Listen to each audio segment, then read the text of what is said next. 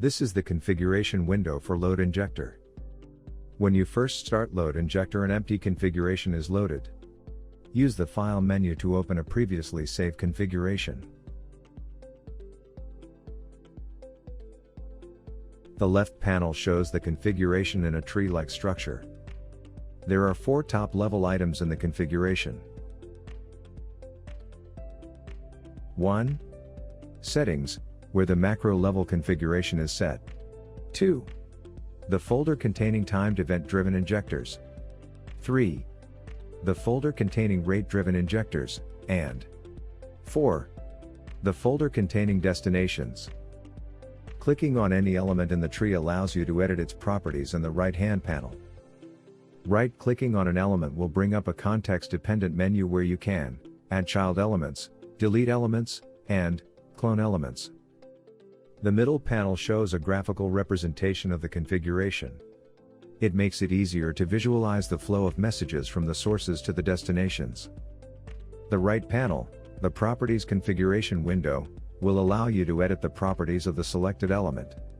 Elements are selected for editing by clicking on the element in the configuration tree. The bottom panel shows the raw XML content of your configuration. A second tab shows the stored comments for the selected configuration. A third tab will appear when a destination or variable element is selected to show the destination template file. The window will highlight the defined tokens in the template. When you have finished your configuration, select Execute from the top menu.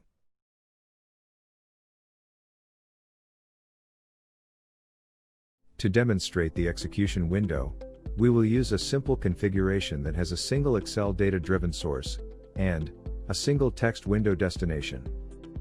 Once the configuration has been opened in the configuration window, select Execute from the top menu.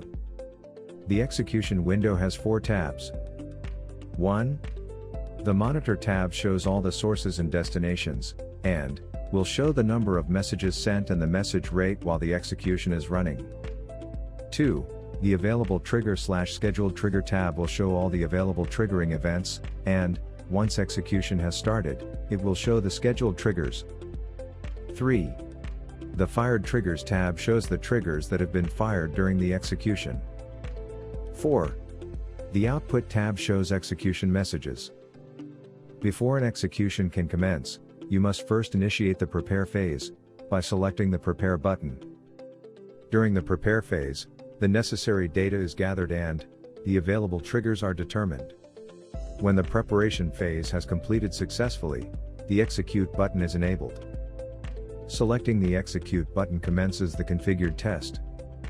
At the beginning of the execution phase, the available triggers are examined to determine which triggers fall within the time period of the execution, and only those triggers are scheduled. For triggers that use a time relative to the start of execution, their triggering time is calculated and scheduled accordingly. During the execution of the test, you can select the different tabs to monitor the progress.